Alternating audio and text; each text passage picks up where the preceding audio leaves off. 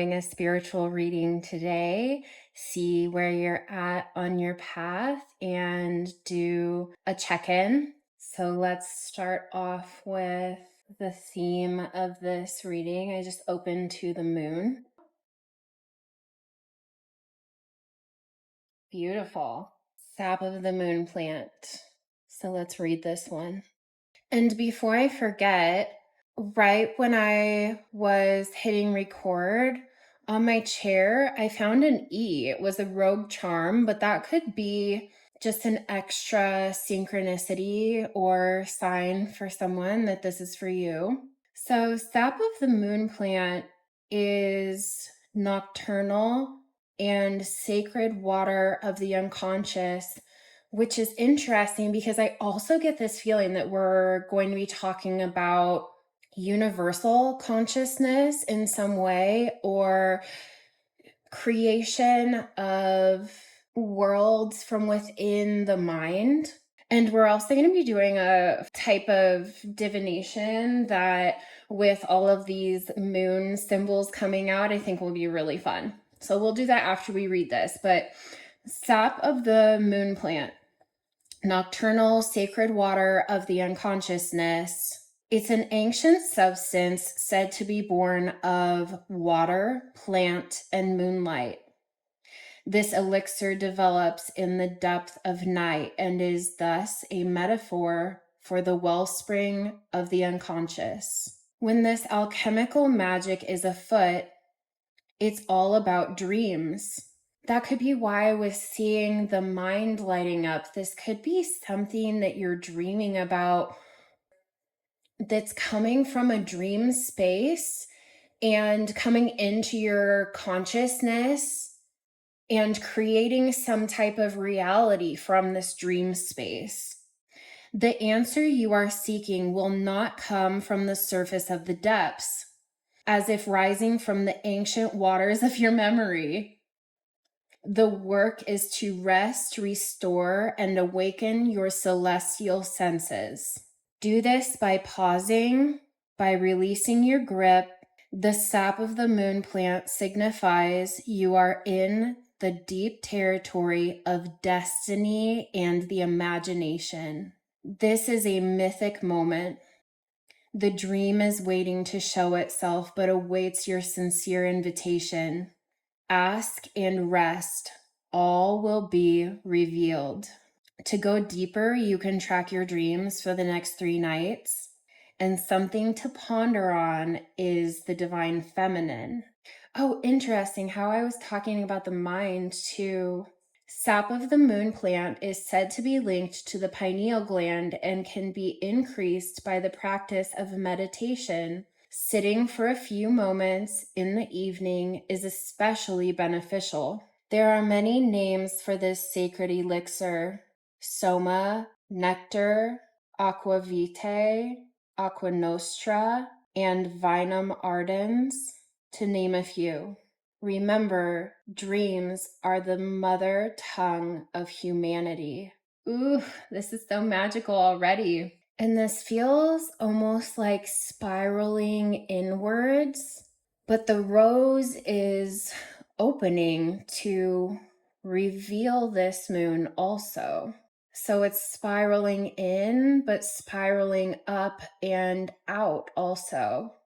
Like how something in the dream space is being created and coming out into, from the unconscious to the conscious to your reality. So are you aware of this yet? Have you been having vivid dreams? Does it feel like dreams that you're having are becoming reality? Is this premonition of some sort? Take a deep breath with me. Let's connect in.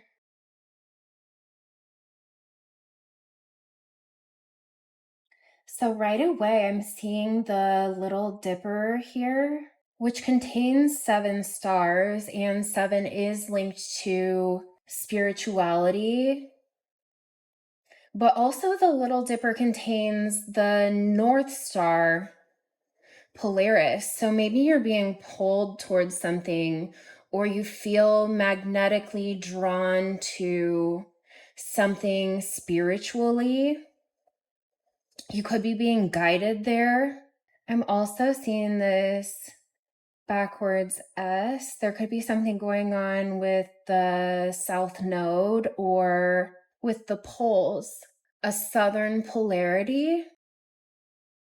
Your south node could be in Leo.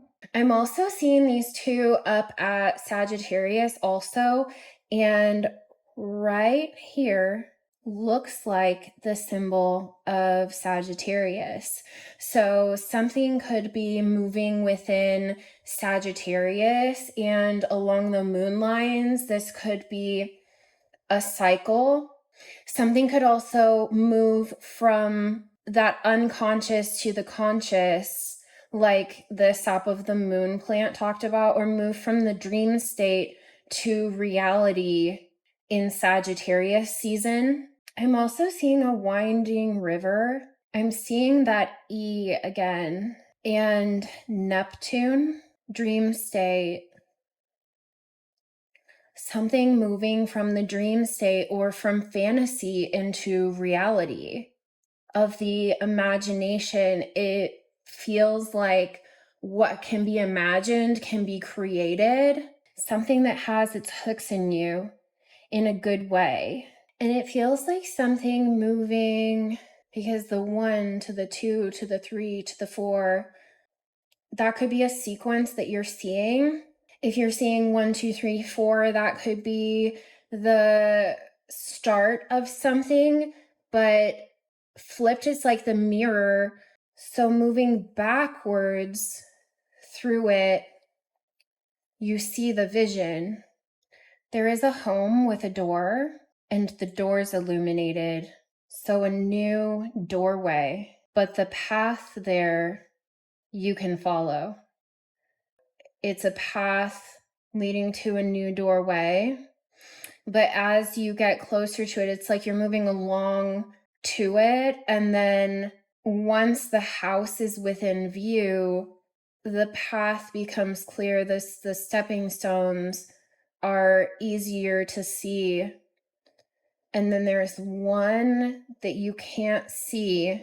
But if you keep going, the next one will be illuminated, and then the door. You might go along this path, and this could be the path through the subconscious, and the stepping stones will be illuminated, and you follow them.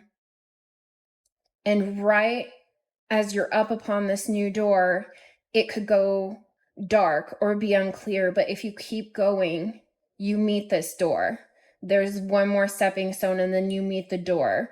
So if you keep pushing, you can find the door easily once you go, but there's going to be a point along your path that it's not well illuminated.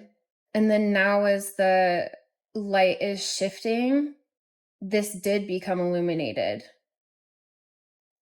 So that's something that you needed to know, that the path will be clear. You'll come to a point where it becomes unclear or unsure, feels like it goes dark. But if you keep going, that stepping stone that feels like it went dark lights up, and then you can continue on and walk through that door because it's all clear from there. Something will light up within Gemini too. This moon has become really lit up. So maybe there's a partnership, a Gemini of significance. It could also be something within the cycle between Sagittarius season and Gemini. Oh, yes. Okay. So between that, you follow this path, and then along the way, you find the doorway. This could be in Taurus season, you finally hit the door, and then Gemini, it becomes fully lit. Pisces could be where that one goes dark. Pisces could be where, and that it could be illusion or feel like just a fantasy, or this could be where it moves out of the dream state into the reality. But I also feel like that could be where the one stone on the path that you're following goes dark. But if you keep going, it'll be illuminated. But those energies are significant because they are standing alone between Leo, Sagittarius, Pisces, and the one that was lit up in Gemini, but Gemini was among a group. So you could be joining others at that time. It could also be a time of opportunity or partnerships. There's a lot of moving parts and scattered areas within Aries, and Aries connected to Sagittarius, because that's where I'm seeing that sign of Sagittarius in here. Things are scattered. And that's also where the 4, the 3, the 2, the 1 are. So it could be feeling like you're moving backwards in that area. Maybe with drive, forward movement. It could feel like a back pedal somehow. And 1 rolled into Taurus, comfort, security, where that comfort lies within Aries energy could get scattered or feel like it's moving backward as it relates to the energy of Taurus. And this feels like it has to do with where you're comfortable, what makes you comfortable, or what you're comfortable with. It's just a lot of comfort energy coming through, also along with stability and that Venusian energy, as Venus is related to Taurus, and not in the harmony, balance, aesthetic way of Libra with Venus, but as it relates to the energy of Taurus, more in the material, grounded, tactile comforts of your life. So cycles and timing are important, and it feels more like moon cycles. Oh, wow, the flashlight just turned on by itself. Okay. So maybe this is the part where things become clear or illuminated. Wow. I'm looking at the sun and moon in the center. It's interesting that they all flowed over this time to the moon side of, what would you call this? The mat, the that we'll just say the image that flowed over to the moon side of the image, but that also my flashlight came on by itself. I'm getting that for someone, you have a moon chart, a natal chart, a moon chart, if that's a thing. Maybe your birth time is at night, so a moon chart. There is someone here. What is that? It looks like they're releasing something, but it's trailing into Virgo. And these moons up here look like the constellation of Aquarius. And I'm seeing a mountain over here in Aries. There's something in Aries season that does feel like you'll have to overcome, or that feels like you're backpedaling, or that will be a mountain to climb. Waves, maybe something emotional, something turbulent waters, turbulent tides. There could be 3 obstacles or 3 mountains, 3 hurdles to overcome at that time, and there's that dark stone again. But then Taurus, then there's the workaround with these. Then none of them are touching. They went around the constellation there.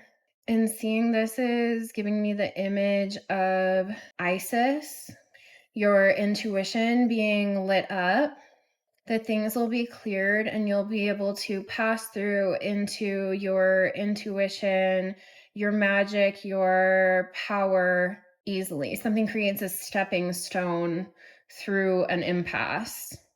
There's an openness with Cancer in the home.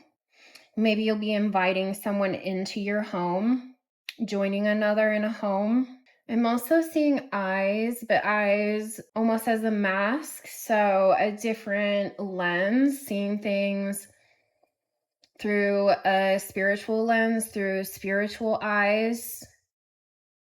I heard borders. So with spiritual and spiritual eyes, it could have to do with clairvoyance and the moon seeing in the darkness, seeing through the darkness, through the spiritual eyes. And I see an arrow that points right up to Pisces. So Pisces energy is heavy in the influence of what's going on here. And the moon rays feel like they're leading down to, so it's like there's an arrow pointing to Pisces, but the moon rays are pointing down to Cancer, Leo, and Virgo. There could also be stelliums in those areas in your chart. Moon chart keeps coming through. Something about a moon chart. Maybe you were born under a full moon. And with the spiritual eyes, because I keep being drawn back to it, and it's almost like my vision keeps readjusting itself. So, yeah, going back to that clairvoyance, a blurry vision, and then things come into focus, and then blurry, and then coming into focus. It's this shifting in and out. So maybe it's something where you're getting control over the shifting between, like, being able to control that ability, that when things seem blurry, shifting into focus. Or it could also be just having more control over clairvoyance of putting on these. Did the light just turn off? It did. Spooky. When to see, when not to see, when things are clear or being brought into focus, or taking on and off those spiritual lenses, having more control over that ability and tapping in versus pulling back when there should be focus on it and light directed at it, and when to pull back, be a little bit more. There's something about like being blind versus seeing clear, and being able to move and shift and vacillate between the two easily, having more control over it, because it did feel like a flow back and forth. My vision wasn't shifting quickly. It was almost like a readjustment of a camera lens. But let's get into some cards. I just heard throwing coins. Maybe it's making a wish, like how you toss a coin into a fountain, make a wish. It could be a wish of yours. Throwing a coin. Okay. Let's see. Let me know if this is resonating. Let me know if if you've been having strong dreams lately, if you feel like dreams of yours are starting to show up in your reality, or if you've seen things in your dreams that have felt like a premonition and come into your reality.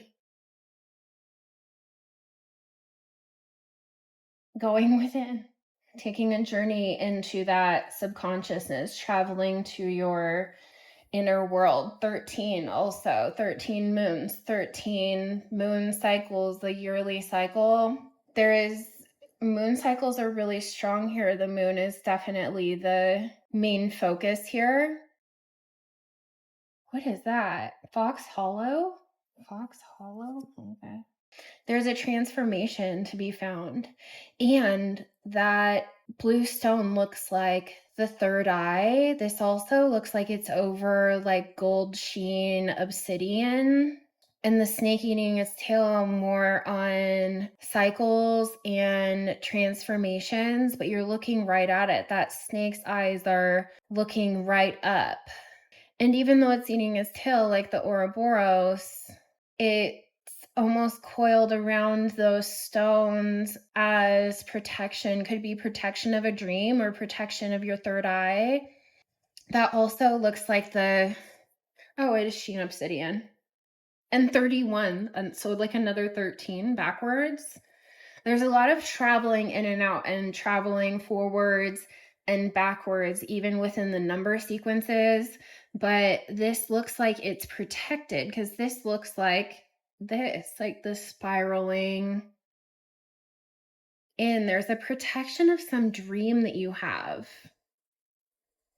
And maybe you're working on this within your dream state. Maybe this is moving you forward as you move in and out of a dream state. Things are unfolding and shedding and growing. Very cool. What else? Spider, self-mastery, topaz, the Nazca lines. This also looks like an ant. So building something, a seer stone, a golden seer. There's another North Star, and I talked about Polaris with the Little Dipper going in and out as the reflection as she sees the stone and having the reflection of the star. So the cycle between night and day, between creation and the created. Rebirth. Spring 21, we have a 3. Cherry blossom tea.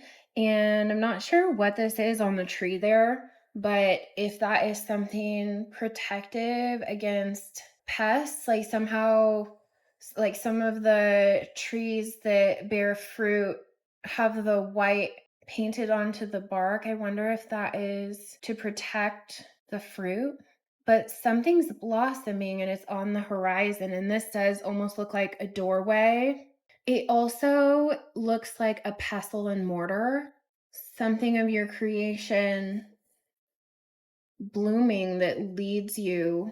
And this could be the nighttime. This could be the dream state, that what you're creating that is beginning to bloom is protected and it's being created there. And then in the waking state, in the daytime hours, that gate is still open.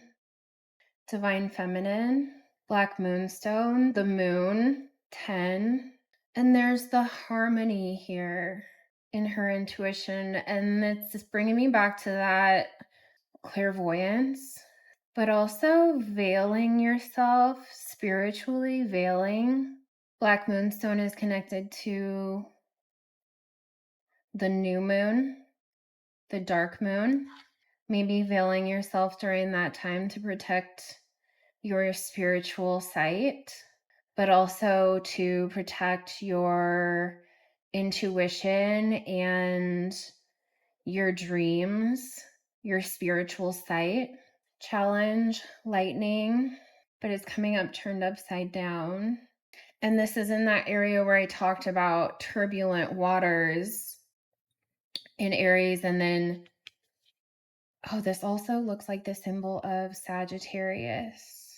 And it coming out upside down, it could be the end of challenges or could help you out of something that has been challenging in your life, removing challenges or obstacles from this dream that's created.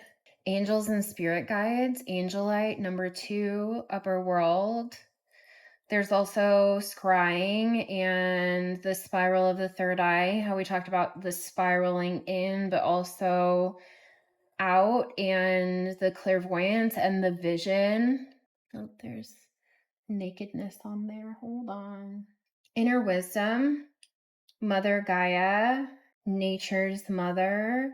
And I said with the black moonstone how it was protecting these dreams. And this looks like the black moonstone from her jewelry in the divine feminine. But she's veiled here and then she's undressed here. It's diving into that dream state, connecting outside of your world with something larger, moving forward. Air, dance, boulder, opal, creativity, and intention. And there's a lot where these gold stones are being held, and then it's put in this staff here that creates movement of this water, things being washed through. Movement and creative energy feels like it's at the center of all of this. And that is how I talked about something of the mind creating movement. And this is like coming out of the darkness, coming out of that cave, something moving from the unconscious, from the dream state into reality. Closing card. Gorgeous. This is the 9 of air, and that's exactly what it looks like to drive this home. Interesting. This says self-awareness, universal consciousness, understanding, insight, vision, imagination, fantasy, and creativity, which has all been things that have been talked about, and cards that have come out. One of the key phrases is fantasy is the birthplace of reality.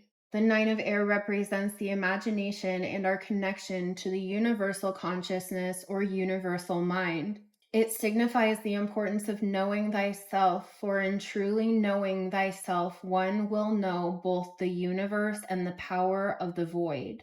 What if within our minds there exist universes within universes where creatures that we dream of and imagination dwell in the same way we do here upon the earth, and within their minds are more universes?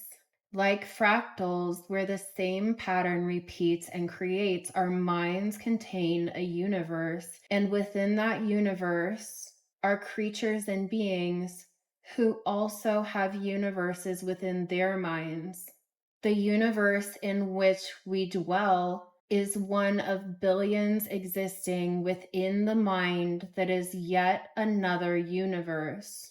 The pattern repeats in both directions exponentially, creating an infinite number of universes and realities. Now ponder a moment. What if we looked within and discovered that within the realms of our minds, we create new worlds and realities with our belief? We choose to believe in something, and a new world that mirrors that belief is born. We stop believing in something, and that world either evolves with our beliefs or ceases to be completely. Universes overlap, are born, and die, forever bound to the life and beliefs of the God mind that created them. What if billions of lives were dependent on our belief for their very existence? Would it not be wise to believe with understanding and knowledge? Would that not create a universe that is a little more constant and conductive to life? Everything man has within our physical reality that is not born of the natural world was first imagined by man. The television, the phone in your hand, the laptop on your desk, the movies you watch, the car you drive, everything that man has created was first imagined by their inventor. Moreover, when those brave souls voiced their desire to create their new and strange contraptions, they were seen as crazy, eccentric, and foolish. They were told that what they wanted to create was fantasy. At one time or another, everything we have in our present reality was once deemed to be impossible fantasy. And yet now, these things exist, and we take their existence for granted. This is the power of the mind, and the mind's true potential has not yet even begun to be understood or known. All we do know is that the only limit to the mind and what it can do is one that we, the individual, place upon it. We are only limited by our imagination or lack of it. By looking within, learning and understanding the mind, and the complex manner in which it controls our lives, and how it has taken our life experiences and used them to influence all we do and all we are, we can choose to unlearn some beliefs, change our thinking, and embrace a new, less restrictive way of thinking. You can become the God mind that you are, and within your mind, you can imagine and make what you imagine into a reality. We live in a society that admires innovation and creativity, and yet, paradoxically, fears it, and at times actively seeks to destroy the desire to create. We may be exposed to teachers who punish those who ask questions and challenge the answers because they know there is a better way. We might be ridiculed by family and friends when we use our imaginations and speak of things that are deemed to be fantastical and unbelievable. But again, all that exists in our present reality was once fantasy and dwelt only in the mind.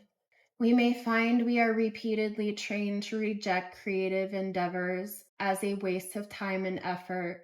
The Nine of Air represents the importance of knowing your mind, understanding the beliefs and thoughts that limit and restrict you, and freeing your imagination. Now it is time to embrace innovation and creation. It is time to step into the realms of the unknown and imagined, to enter the void, where your imagination is most powerful, and bring what you find there to life. You are born of a universal consciousness. You are capable of greatness, but all too often you may have been punished for seeking it.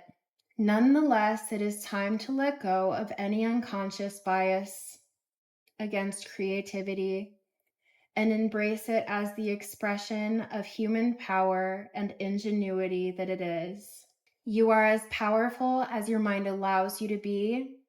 You are as creative as your mind allows you to be. Don't be afraid to embrace your beautiful imagination. The void in which it resides is the womb that gives birth to a universe that is teeming with life and possibilities. To imagine and create is to make divine magic. You were born of a creative universal consciousness. You were born to create. Beautiful. Thank you so much for joining me. I'm grateful you are here and part of this mystic circle. If you're not yet a part of the Mystic Circle, go ahead and subscribe to our beautiful community here and join us for these spiritual readings. And I will see you next time. Goodbye.